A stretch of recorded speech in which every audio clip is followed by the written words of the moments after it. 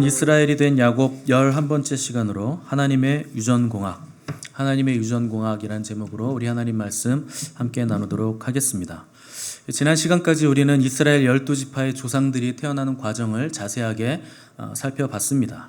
이스라엘의 조상들, 시조들이 태어나는 이 과정은 부끄러워서 어디 내놓기도 참 힘든 과정이었지만 우리 하나님은 시궁창에서 꽃을 피워내시듯이 인간의 시기와 질투 속에서 하나님 나라, 하나님의 백성들인 이스라엘 12지파를 만드셨다는데 그분의 전능하심과 큰 은혜가 있는 것입니다.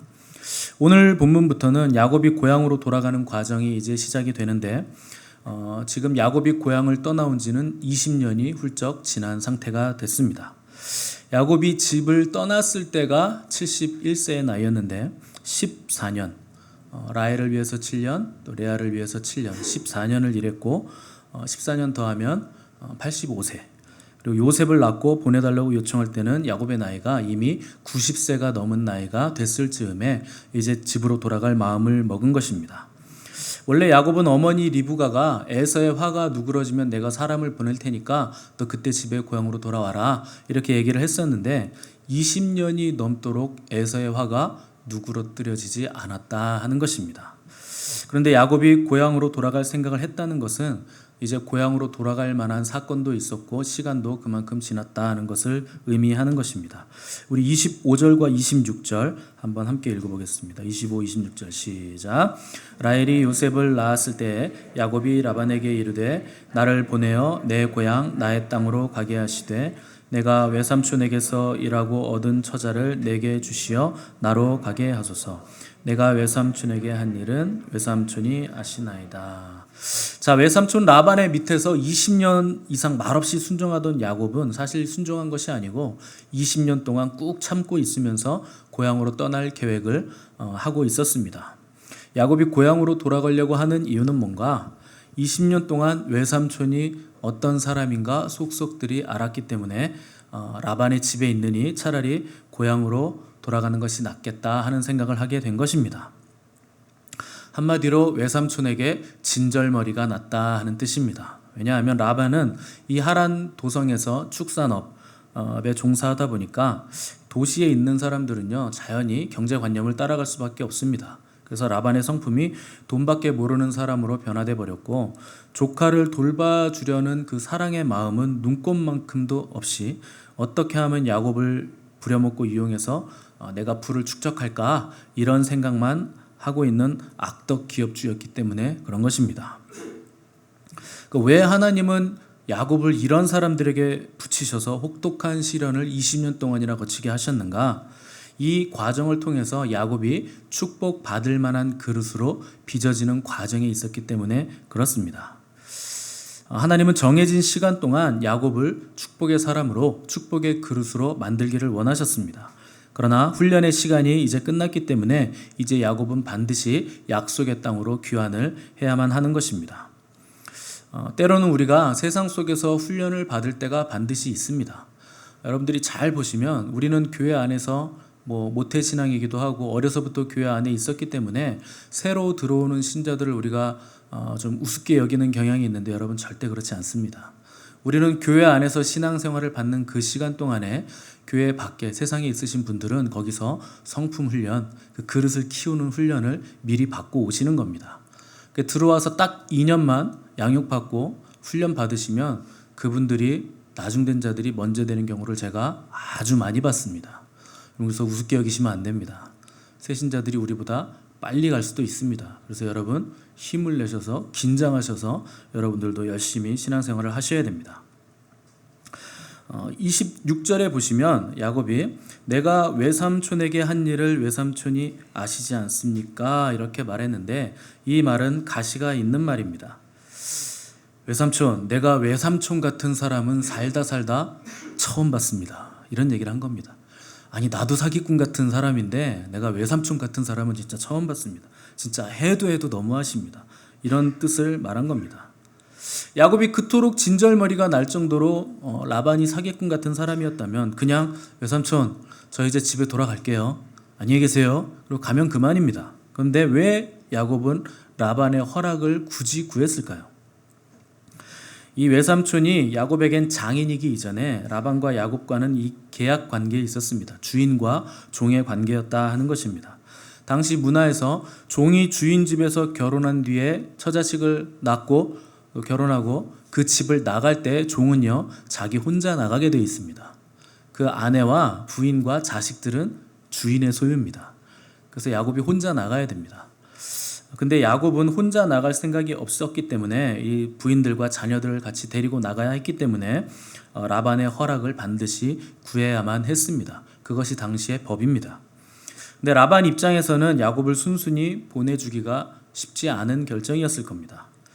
지금껏 라반을 부유하게 만들어준 존재가 야곱이었기 때문에 이 황금알을 낳는 거위가 집을 나간다고 하는데 누가 보내주겠습니까? 그래서 순순히 보내주기가 싫었던 것입니다. 자, 우리 27절, 28절 한번 읽어보겠습니다. 시작. 라반이 그에게 이르되 여호와께서 너로 말미암아 네가 나를 사랑스럽게 여기거든 그대로 있으라. 또 이르되 내 품삯을 정하라. 내가 그것을 주리라. 아멘. 자, 27절 보시면 라반이 뭐라고 고백했냐면 여호와께서 너로 말미암아 내게 복 주신 줄을 내가 깨달았다. 이렇게 고백을 했습니다. 이 히브리어의 정확한 원어를 보시면 이게 무슨 뜻이냐면 징조를 보고 내가 알게 됐다 하는 뜻입니다. 그러니까 라반은 야곱이 하나님의 축복을 몰고 오는 사람이라 하는 것을 입술로 고백을 했는데 어떻게 알았는가? 너무나 많은 징조와 증거들이 야곱으로 인해 나타났다 하는 것을 20년 동안 본 것입니다. 함께 살면서 야곱을 가만히 보니까 야곱이 손을 대기만 하면 하나님이 축복하시고 또 하나님이 야곱을 돌보시고 무슨 일이든지 야곱이 손을 대면 하나님의 복이 거기 임하더라. 야곱 너는 진짜 황금알을 낳는 거위 같은 존재다. 이런 고백을 한 것입니다. 왜 똑같은 상황에서 똑같은 일을 하는데 야곱이 하면 하나님이 복을 주시고 풍성해졌을까요? 여러분들 기억하시다시피 야곱은 장자의 축복을 받은 사람이기 때문에 그런 것입니다. 창세기 27장 28절에서 이삭이 야곱을 에서로 착각해서 이 축복하던 장면을 기억하실 텐데 우리 한번 그 축복의 기도문을 읽어보겠습니다. 시작. 하나님은 하늘의 이슬과 땅의 기름짐이며 풍성한 곡식과 포도주를 내게 주시기를 원하노라. 아멘. 이 집안의 장자들에게 전해지는 이 언약 백성의 축복이요 야곱에게 다 쏟아진 겁니다. 그러니까 야곱에게 20년 동안 이 복이 쏟아졌는데 야곱이 받은 건 뭐냐? 하늘의 이슬과 땅의 기름짐과 풍성한 곡식과 포도주의 축복을 받은 것입니다. 그런데 20년 동안 이 모든 복을 야곱이 받아서 누가 이걸 뺏어갔느냐? 라반이 전부 다 뺏어간 겁니다. 그러니까 야곱은 계속 20년 동안 자기가 받은 복들을 삼촌이 착취해 가니까 에서의 복수가 두렵지만 그냥 내가 고향으로 돌아가는 게 낫겠다 이런 생각을 하게 된 것입니다. 27절 보시면 오늘 본문 27절 보시면 라반이 네가 나를 사랑스럽게 여기거든 그대로 있어라 이렇게 말했는데 이게 얼마나 입에 발린 가증스러운 말인지 여러분 알 수가 없습니다. 사랑스럽긴 뭐가 사랑스럽습니까? 20년 동안 야곱의 등골을 다 빼먹었는데 그동안 이중인격 같은 라반의 말에 이 야곱이 끝까지 저항하면서 아닙니다 외삼촌 저는 그냥 떠나가겠습니다. 이렇게 얘기를 하니까 이제 라반이 마지못해서 야 내가 품삯을 다시 줄게 너 나랑 다시 흥정하자 이렇게 얘기를 한 것입니다. 우리 29절 30절 한번 읽어보겠습니다. 29, 30 시작. 야곱이 그에게 이르되 내가 어떻게 외삼촌을 가축을 쳤는지 외삼촌이 아시나이다. 내가 오기 전에는 외삼촌의 소유가 적더니 번성하여 때를 이루었으니 내 발이 이르는 곳마다 여호와께서 외삼촌에게 복을 주셨나이다. 그러나 나는 언제나 내 집을 세우리이까. 아멘. 자, 야곱의 이 말은요 다 뼈가 있는 말들입니다. 지난 시간 내가 이 얼마나 억울한 시간을 보냈는지 외삼촌 아십니까? 라헬과 결혼하기 위해서 7년만 일하려고 했는데 외삼촌이 레아까지 1+1으로 들이미는 바람에 내가 14년을 무보수로 일했고 우리 같으면 14년 이렇게 일하게 됐으면 에라 모르겠다 내 인생은 왜 이렇게 꼬였냐 그러면서 대충 시간만 때우면서 좀 늦게 나갔다가 퇴근 시간 땡 치면 그냥 칼퇴하고 대충 일하는 척만 할 것 같은데 야곱은 또 미련하게 그 시간 내내 성실하게 이 외삼촌의 일을 돌봐준 것입니다. 그러니까 야곱이 외삼촌 내가 어떻게 외삼촌을 섬겼는지 다 아시지 않습니까?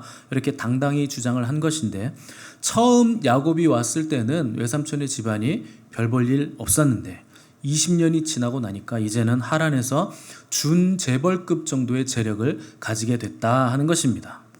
이 야곱이 약삭 빠른 사람이긴 해도 성실한 사람이었거든요. 그래서 하나님의 축복이 야곱이 하는 일마다 계속 다 부어졌기 때문에 라반의 재산이 기하급수적으로 늘어났다 하는 것입니다. 여러분의 윗사람이 아무리 사기꾼 같아도 여러분 성실하게 일하시기 바랍니다. 윗사람이 사기꾼이라고 해서 나도 사기꾼이 되는 것은 하나님 앞에 합당하지 않은 것입니다. 제가 예전에 사업하기 전에 회사 다닐 때 저희 회사 사장님이 진짜 사기꾼 같았거든요. 그분은 생각하는 것마다 다 사기예요. 어떻게 이렇게 사업을 하시는지 저는 이해가 안 돼요. 그런데 구멍가게 같은 그 회사가 진짜 구멍가게 딱 요만한 2층 건물에 회사였는데 제가 들어가고 나서 그 회사가요 4층짜리 사옥을 임대해서 쓸 정도로 커졌습니다. 뭐 제가 잘나서 그런 것이 아니라 하나님 복을 주셔서 그렇게 된 거예요. 통로자가 같기 때문에. 그런데 그 옥탑에 저번에 말씀을 드렸는데 제가 한번 건물주가 사는 인테리어 한 지 1년도 안 되는 50평짜리 집이 있었거든요. 건물주가 집으로 쓰던. 근데 그거를요 저희 회사 사장님이 저한테 그냥 주신 거예요. 그래서 제가 무상으로 1년을 살았습니다. 여러분 제가 신혼생활을 50평에서 시작한 사람이라고 자랑했잖아요. 여기 신혼생활 50평에서 시작하신 분 계십니까? 물론 저는 갈수록 평수가 줄어들긴 했지만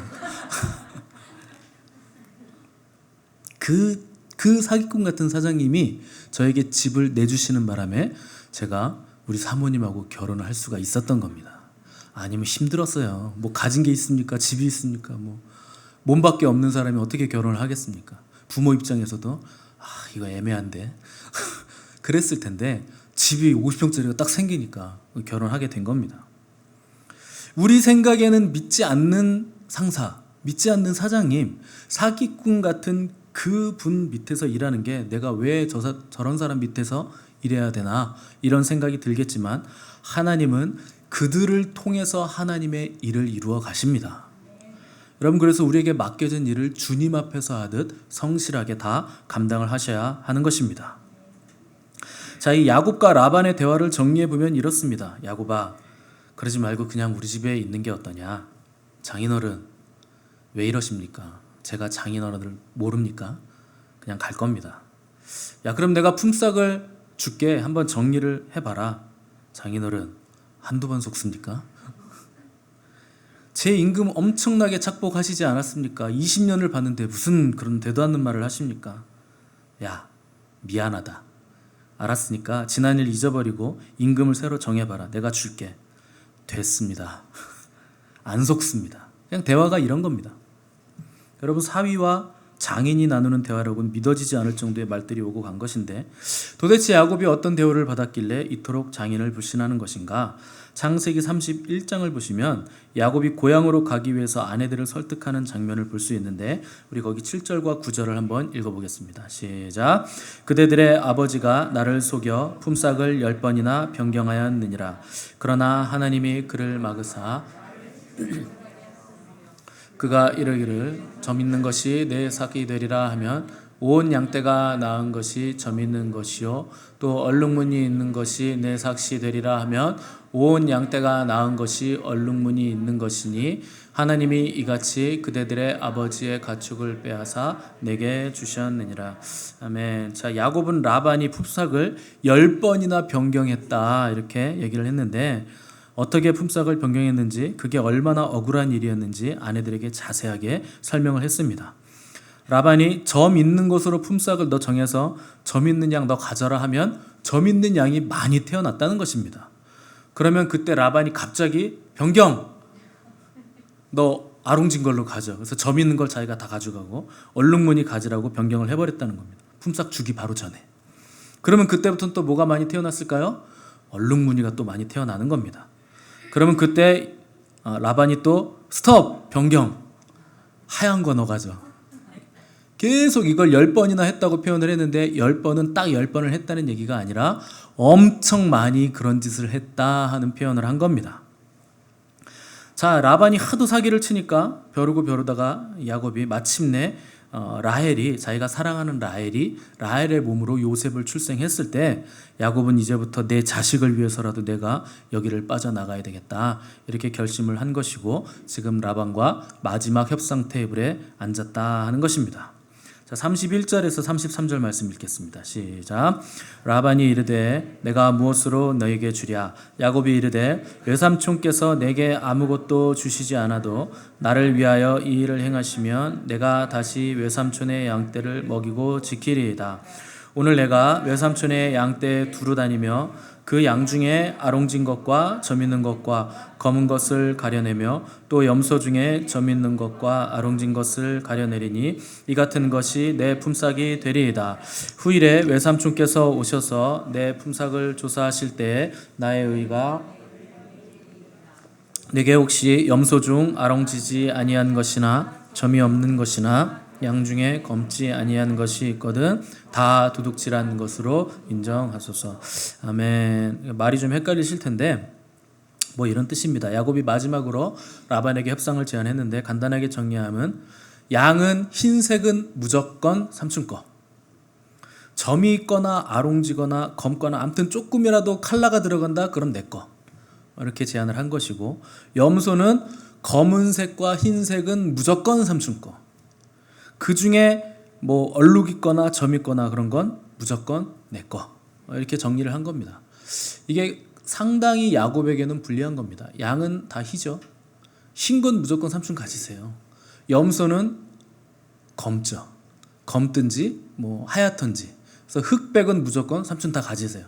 내 점박이 아롱진 거, 얼룩무늬 있는 거, 무늬 있는 것만 양이든 염소든 전부 다 져주세요. 뭐 이렇게 된 겁니다. 이 염소 중에 점이 있거나 아롱진 거, 그러니까 뭐 양 중에 점 있거나 아롱진 거 전부 다 열성 유전자입니다. 건강할 리가 없고 우성이 아니고 열성이기 때문에 개체수도 별로 없고 건강도 별로 좋지 않은 겁니다. 근데 그런 것들만 자기가 야곱이 가지겠다 이렇게 얘기를 한 겁니다.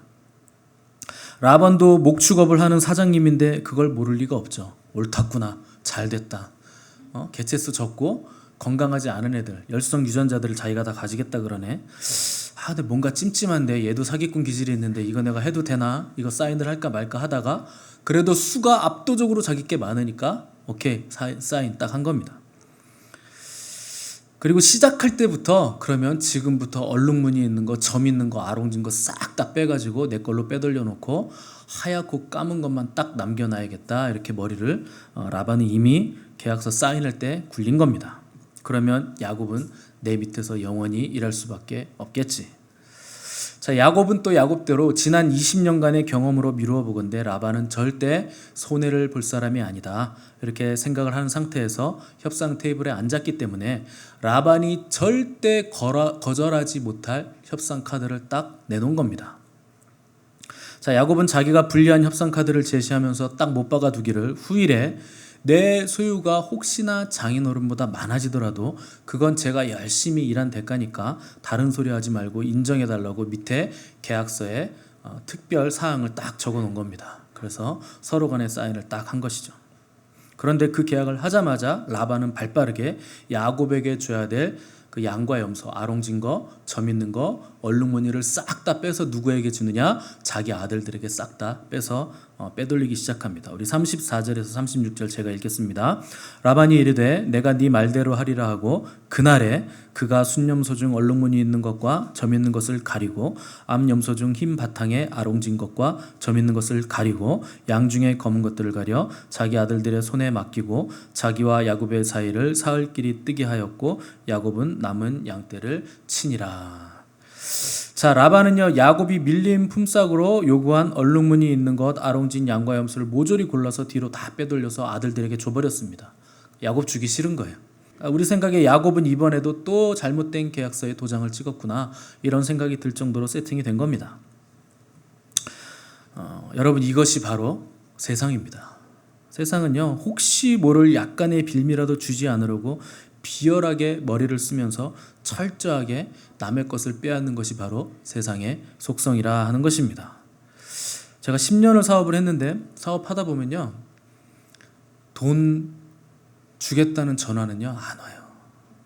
여러분 사업하시는 분들, 여러분 돈 주겠다는 전화 오는 거 받아보신 적 있으세요? 왜 돈 안 받아가세요? 나 주고 싶은데, 이런 전화 받으신 적 있습니까? 전부 다 사업할 때는요 돈 달라는 전화만 옵니다. 하루에 몇 통씩. 뭐 사업하시는 분들은 쪼들리면 사실 1,000원짜리 한 장도 쪼들리거든요. 뭔가 대금을 지불해야 될 때 다 달라는 전화입니다. 세상은 그런 거예요. 어떻게든 남의 입속에 들어간 것도 씹기 전에 빼가지고 내가 먹으려고 하는 거. 이게 바로 세상의 속성입니다. 그러나 그런 세상에 우리가 살면서도 실망하거나 낙심할 필요가 없는 이유는 우리에게는 하나님이 계시기 때문에 낙심할 필요가 없는 것입니다. 이 사악한 라반 같은 사람도 꿈도 꾸지 못할 이 하나님의 방법으로 하나님은 야곱을 도와주시는 거예요. 우리 37절에서 39절 한번 읽어보겠습니다. 시작. 야곱이 버드나무와 살구나무와 신풍나무의 푸른 가지를 가져다가 그것들의 껍질을 벗겨 흰 무늬를 내고 그 껍질 벗긴 가지를 양떼가 와서 먹는 개천의 물 구유에 세워 양떼를 향하게 하매 그 떼가 물을 먹으러 올 때에 새끼를 베니 가지 앞에서 새끼를 뱀으로 얼룩얼룩한 것과 점이 있고 아롱진 것을 낳은지라. 아멘. 자, 야곱이 쓴 방법은요, 뭐 듣도 보도 못한 희한한 방법입니다. 아무리 난당인다 하는 목자라도 껍질 벗긴 나뭇가지로 유전자 조작 불가능하죠. 이건 무슨 말인가? 무슨 야곱이 대단한 기술이 있거나 유전공학적인 방법을 쓴 게 아니라 하나님께서 역사하셔서 이런 일이 일어났다 하는 겁니다. 훗날 야곱이 자기 아내들에게 이 기적에 대해서 설명해 주는 장면이 나옵니다. 우리 창세기 31장 10절에서 12절 말씀 함께 읽어보겠습니다. 시작. 그 양떼가 새끼 뵐 때에 내가 꿈에 눈을 들어보니 양떼를 탄 순양은 다 얼룩무늬 있는 것과 점 있는 것과 아롱진 것이었더라. 꿈에 하나님의 사자가 내게 말씀하시기를 야곱아 하기로 내가 대답하기를 여기 있나이다 하며 이르시되 내 눈을 들어보라. 양떼를 탄 순양은 다 얼룩무늬 있는 것, 점 있는 것과 아롱진 것이니라. 라반이 내게 행한 모든 것을 내가 보았노라. 아멘. 자, 우리는 요셉이 꿈꾸는 자라고 알고 있는데 원래 아버지 야곱이 꿈꾸는 자의 원조입니다. 야곱이 꿈을 꿨기 때문에 요셉에게 꿈의 은사가 내려간 겁니다. 이번 일도 하나님께서 주신 꿈으로 야곱이 확신을 얻어서 계약서를 작성을 한 겁니다. 꿈에 하나님의 사자가 야곱아 너 저기 봐라, 얼룩무늬 있는 거, 점 있는 거, 아롱진 것을 딱 보여주시면서 이거 다 네 거다 이렇게 보여주셨다 하는 겁니다. 여러분, 하나님께서는요 원수의 목전에서 우리에게 잔치상을 베풀어 주시는 분이십니다. 하나님은 야곱에게 라반이 너에게 행한 그 지난날 그 모든 건 내가 다 봤다. 그래서 이제 라반이 빼앗아간 거 내가 다 갚아주겠다. 꿈에 이렇게 말씀을 하신 겁니다. 라반의 교활함과는 차원이 다른 방법으로 갚아주시겠다 하시는 것인데 이 방법은 세상이 알 수도 없고 볼 수도 없는 아주 희한한 하나님의 방법이었다 하는 것입니다. 이 하나님의 풍요함을 세상은 절대 뺏어가지 못합니다. 이 야곱은 꿈을 통해서 하나님께서 자기에게 복 주실 것을 믿었기 때문에 믿음으로 나뭇가지들을 시냇가에 꽂은 것입니다. 우리 40절에서 42절 말씀 함께 읽겠습니다. 시작. 야곱이 새끼 양을 구분하고 그 얼룩무늬와 검은빛 있는 것을 라반의 양과 서로 마주보게 하며 자기 양을 따로 두어 라반의 양과 섞이지 않게 하며 튼튼한 양이 새끼 뵐 때에는 야곱이 개천에다가 양떼 눈앞에 그 가지를 두어 양이 그 가지 곁에서 새끼를 베게 하고 약한 양이면 그 가지를 두지 아니하니 그렇게 함으로 약한 것은 라반의 것이 되고 튼튼한 것은 야곱의 것이 된지라. 아멘. 자, 이 야곱이 아주 신기한 방법을 썼는데 튼튼한 양들이 새끼를 뵐 때는 그 시냇가에다 나무가지를 딱 꼽아서 얼룩무늬나 아롱진 양들이 나오게 만들었다. 뭐 이런 방법을 썼다 하는 겁니다. 도저히 이해가 안 가시죠? 혹시 목축업 하시는 분이 계시면 이 방법을 한번 써보시면 절대로 안 됩니다. 이거는요 무슨 과학이거나 무슨 생물학이거나 기술 얘기하는 게 아닙니다. 그냥 하나님이 개입하셨다 하는 걸 말씀하는 겁니다. 어떤 분들은 아니 성경이 아무리 믿으려고 해도 해도 너무하죠. 어떻게 나무를 꽂았다고 양의 염색체가 바뀌어요? 흰 양과 흰 양이 교미했는데 얼룩무늬가 나온다고? 이렇게 묻습니다. 저도 몰라요, 여러분. 근데 여러분, 우리 하나님은 불가능이 없으시다 하는 건 제가 압니다. 그거 하나는 제가 말씀드릴 수 있습니다. 우리 하나님은요, 죽은 자도 일으키세요. 죽은 자 일으키시는 하나님인데 그깟 양문이 바꾸는 게 뭐 어렵습니까? 여러분, 하나님을 믿으시기 바랍니다. 반면에 라반은 자기 아들들의 짐승들과 이 야곱의 짐승들을 사흘길을 벌려 놓았기 때문에 도대체 지금 야곱이 치고 있는 그 양들의 상황이 어떤 상황인가, 어떤 일이 벌어지고 있는 것인가를 알 길이 없었어요. 이 라반의 교활한 꾀가 오히려 자충수가 돼버린 겁니다. 사흘길이란 뭔가 군대가 추격해도 도저히 추격할 수 없는 길이 바로 사흘길입니다. 왕복으로 하면 일주일. 그러니까 도저히 지금 야곱이 무슨 짓을 하고 있는지 라반은 알 길이 없는 겁니다. 자기가 똑똑한 줄 알고 나름 머리를 써서 사흘길 떨어뜨려놔. 절대 시냇가에서라도 야곱의 양과 내 아들들이 치는 양이 만나지 못하도록, 혹시 아롱진 거나 점 있는 것이나 얼룩얼룩한 게 새길 가능성을 완전히 배제시키도록 사흘길을 떨어뜨려 놨다 하는 것입니다. 그러니까 도리어 그것 때문에 야곱이 마음껏 자기의 기업을 세워나가는데 시간을 벌어준 셈이 된 것입니다. 보통 양의 임신 기간이요 150일입니다. 그러니까 5개월이죠. 그러니까 1년에 2번 새끼를 낳을 수 있습니다. 라반의 가축대가 암컷 5,000마리, 수컷 5,000마리 정도라고 가정하면 6개월씩 2사이클 1년 만에 야곱의 가축이 거의 1만 마리까지 번식할 수 있는 숫자입니다. 그것도 한 마리씩만 날 때 얘기고 5마리씩 낳는다 하면 1년 만에 5만 마리의 가축이 야곱의 가축으로 불어날 수 있는 가능성이 있는 겁니다. 아마 라반이 나중에 야곱의 양떼를 시찰하러 왔을 때 여기도 얼룩이 저기도 얼룩이 막 이런 애들이 뛰어다니는 거 보고 아마 놀래 자빠졌을 거예요. 여기도 얼룩 저기도 얼룩, 온 짐승이 검고 얼룩덜룩한 짐승이 수만 마리가 점박이가 떼거리로 있는 거예요. 그리고 자기 양을 보니까 애들이 다 아파. 애들이 비실비실하고 힘도 없고 젖도 안 나오고 자기 아들들이 키우는 양에 가봤더니 야곱이 치던 때와는 다르게 자기 아들들이 치는 애들은 번창도 별로 안 하고 수도 줄어들고 병도 많고, 이 라반의 아들들과 야곱과는요 근본적으로 다른 점이 있습니다. 야곱은요 하나님의 사람이에요. 축복의 통로입니다. 근데 라반의 아들들은 복의 통로가 되지 못하는 사람들입니다.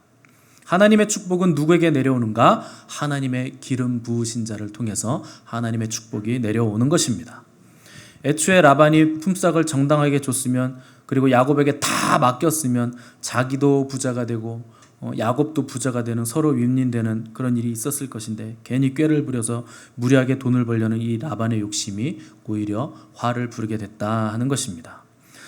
오늘 본문 43절 보시면 이에 그 사람이 매우 번창하여 양떼와 노비와 낙타와 나귀가 많았더라. 이것이 오늘 말씀의 결론입니다. 결국 야곱이 어떻게 됐는가? 자기 아버지 이삭처럼 할아버지 아브라함처럼 거부가 됐다 하는 것입니다. 라반이 그렇게 돈을 벌려고 잔머리를 썼는데 오히려 누가 부자가 됐는가? 야곱이 부자가 된 것입니다. 왜 이런 기적 같은 반전이 일어났는가? 하나님께서 야곱과 함께 하셨기 때문입니다. 하나님은 오늘 우리와 함께 하십니다. 야곱이 오랜 세월을 버텨야 했던 이유는 야곱을 빈손으로 고향 땅에 돌아가지 않게 하시려는 하나님의 계획이 있었기 때문입니다. 우리는 절대 빈손이 되지 않을 것입니다. 야곱의 집안은 하나님의 제사장 나라 이스라엘이 될 집안이었기 때문에 하나님께서 강성하게 만들어 주신 것인데, 그런데 그것을 누가 하셨는가? 야곱의 능력이 아니라 하나님의 능력으로 그 일을 행하셨다 하는 것입니다. 야곱은요 결혼도 자기 마음대로 안 됐어요. 자녀를 낳는 것도 자기 마음대로 안 됩니다. 그런데 기업도 자기 마음대로 안 되고 자기 가정을 세우는 것도 자기 뜻대로 하나도 된 것이 없다 하는 것입니다. 그런데 하나님의 섭리가, 하나님의 도우심이 야곱의 가정, 야곱의 자녀, 야곱의 결혼, 야곱의 기업을 다 주도적으로 하나님이 세우셨음을 우리가 보게 되는 것입니다. 훗날 야곱은 실제로 뭐라고 고백했느냐? 내 힘이 아니라 하나님이 나를 도와주셔서 내가 기업을 세웠다, 이렇게 고백을 하게 된 것입니다. 여러분, 이것이 바로 성도의 고백입니다. 어떤 일이 일어나면 우리는 뭐라고 고백해야 되는가? 하나님이 하셨습니다. 하나님이 하셨습니다. 그리고 우리가 하나님을 기뻐하고 함께 사람들과 기뻐하며 잔치를 열고 즐거워하는 것이 바로 성도들이라 하는 것입니다. 모든 세상 사람들은 다 희망이 없다고 말할 때 우리는 시냇가로 나아가서 생수의 근원 되신 주님 앞에서 우리가 꽂을 수 있는 나뭇가지를 꽂는 것입니다. 힘들수록, 불가능할수록 우리는 예배의 나뭇가지를 꽂아야 되고, 찬양의 나뭇가지를 꽂아야 되고, 기도의 나뭇가지를 꽂는 것입니다. 그러면 그때 하나님께서 우리에게 놀라운 일을 행하신다 하는 것입니다. 야곱은 20년 동안 자기의 복을 다 빼앗기는 삶을 살았습니다. 그러나 하나님께서는 그 과정을 통해서 야곱을 이스라엘 나라의 시조, 하나님의 축복을 담는 그릇으로 만들어 가셨습니다. 우리의 보잘것없는 인생, 이 소용돌이 같은 인생도 하나님은 다 아시고 지금도 우리를 붙잡고 계십니다. 지금은 우리가 아무것도 아닌 것 같은 거예요. 뭐 되는 게 없는 것 같겠지만 여러분, 실망하지 마시기 바랍니다. 하나님은 우리를 너는 택한 족속이다, 왕같은 제사장이다, 너는 거룩한 나라다, 너는 나에게 소유된 백성이다, 이렇게 말씀하시고 계신 것입니다. 우리에게 마지막 승리가 보장된 이유는 하나님이 우리의 하나님 되시기 때문입니다. 그분이 우리와 함께 하시기 때문입니다. 우리가 할 수 있는 일은 오늘 우리가 꽂을 수 있는, 우리에게 주어진 그 나뭇가지, 그것을 꽂는 것입니다. 그리고 가지를 꽂으심으로, 예배의 가지를 꽂으시고, 경배의 가지를 꽂으시고, 말씀의 가지를 꽂으시고, 기도의 가지를 꽂으심으로 하나님께서 세우시는 역사를 눈으로 보게 되시는 저와 여러분들의 인생이 되시기를 간절히 바랍니다. 함께 기도하겠습니다.